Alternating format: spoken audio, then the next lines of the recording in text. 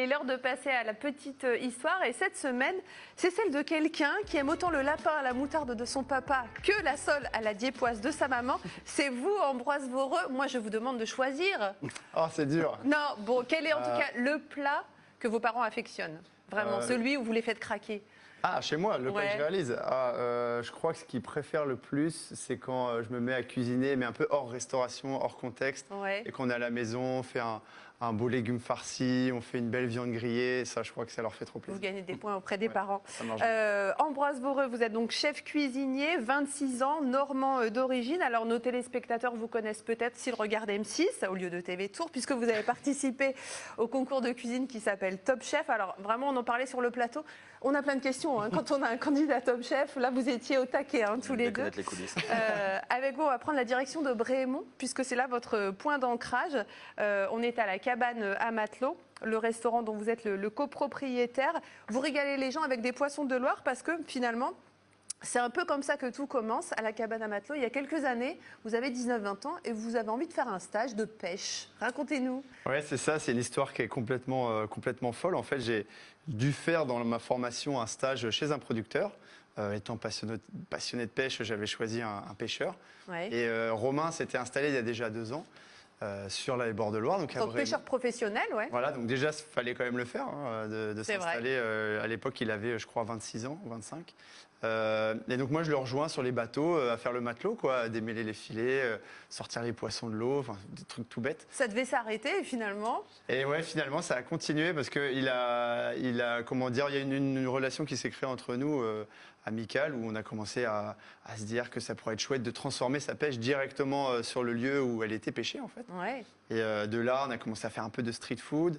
Romain faisait déjà beaucoup de transformations avec les rillettes, avec les poissons fumés. Mais en fait, on a juste raccourci la chaîne. En fait, on s'est dit qu'au lieu de les vendre à des épiciers, on allait les vendre sur place. Dans votre endroit. Et si on montait un restaurant? C'est un peu comme ça que ça s'est passé. Ouais, je sais même pas. Beaucoup de gens me demandent alors comment ça vous est venu l'idée. Mais en fait, je crois que c'était de la débrouille un peu de se dire bon, on a les poissons, faut les vendre. Comment on fait? Putain, les gens ils veulent. Enfin, la plupart des restaurateurs et des gens qui nous demandaient du poisson, ils voulaient les poissons nobles de la Loire. Ouais. Sauf que si vous demandez à Romain ce qu'il pêche, lui, c'est Des poissons qui en quantité, peut-être Voilà. plus que les poissons nobles. exactement. Donc le chevenne, le barbeau, l'aspe. Et nous, on voulait un moyen de les transformer. Et en fait, on s'est dit, bon, bah, un restaurant avec un cuisinier, bah, c'est le meilleur moyen de les transformer et de les mettre en valeur, surtout. Vous voyez la Loire depuis votre cuisine ou pas? Bien sûr. Et je crois que, alors ça c'est quand même unique parce que pour avoir fait quelques reportages chez les cuisiniers en Touraine, en général on voit ce qui se passe dans la rue mais pas vraiment le reste. Évidemment chacun essaie d'avoir sa spécialité. On sait ce qui marche dans la cuisine, on sait que les burgers vont faire venir les familles, on sait qu'une belle pièce de viande, voilà les Michael Texier par exemple, mais je crois... Ouais, belle pièce de poisson. Et finalement, quand on choisit le poisson de Loire, il n'a pas toujours bonne presse. Le silure, il mange les enfants dans la Loire quand même. En tout cas, voilà, ils n'ont pas forcément bonne presse, ça sent la vase, etc. Comment on fait pour se dire, bah non, mais moi je vais en faire quelque chose de beau, de bon, et même qui vont revenir les gens? Ouais, c'est vrai qu'au départ, c'est un pari qui est un peu audacieux parce que tous ces a priori, je les avais également avant de venir chez Romain. Je me disais que le poisson d'eau douce, ça n'avait pas d'intérêt. Enfin, moi, j'avais une formation de cuisinier lambda de lycée hôtelier. Et en fait, après avoir dégusté ces poissons et surtout après avoir vraiment embrassé cette histoire d'un pêcheur qui s'installe comme ça sur les bords de Loire, faire une pêche locale, durable, valoriser des produits qu'on ne trouve nulle part ailleurs. C'est vrai que c'est hyper rare. Des pêcheurs pros en Indre-et-Loire, il n'y en a vraiment pas beaucoup. Et puis, il n'y en a même aucun qui a un restaurant et qui transforme sa production. Donc, j'ai beaucoup plus adhéré à l'histoire au départ et à cet engagement de la part de Romain de se dire, moi, mon truc, c'est ça, je veux valoriser ces poissons. Qu'en fait, on est parti à fond là-dedans. Et d'ailleurs, on est toujours à fond là-dedans. Et on a un peu omis le fait de se dire, est-ce que ça va plaire ou pas, finalement. Parce qu'on était tellement aveuglés par cette ambition de le faire manger aux gens que... Vous n'avez pas fait des tests avant, en fait, hein? Pas trop. En fait, au début, on n'était ouvert que l'été. On se disait, bon, les gens qui passent en vélo, ils vont bien avoir besoin Au pire, de ils ne manger. reviendront pas. C'est la Loire à vélo, c'est des touristes. Et puis, en fait, on s'est rendu compte qu'il y avait une vraie demande locale. Et puis après, on s'est dit, tiens, pourquoi pas ouvrir l'hiver? Pourquoi pas recruter? Pourquoi pas prendre moins de monde, faire un peu plus soigné, un peu plus de temps sur chaque préparation? Et en fait, on en est là aujourd'hui. Mais on a Enfin, moi, j'ai pas vu le temps passer. J'ai l'impression que mon stage, c'était il y a quelques jours. Eh ben non, c'était il y a 6 ans, il s'est passé plein de choses. Est-ce qu'on cuisine mieux le poisson quand on l'a pêché? Alors, je sais bien que c'est pas vous avec votre canne à pêche, c'est Romain avec ses filets, même si vous l'accompagnez, parce que vous avez besoin d'être proche du produit. Vous avez vu vos parents en train d'enlever le petit pyjama du lapin pour faire le lapin à la moutarde.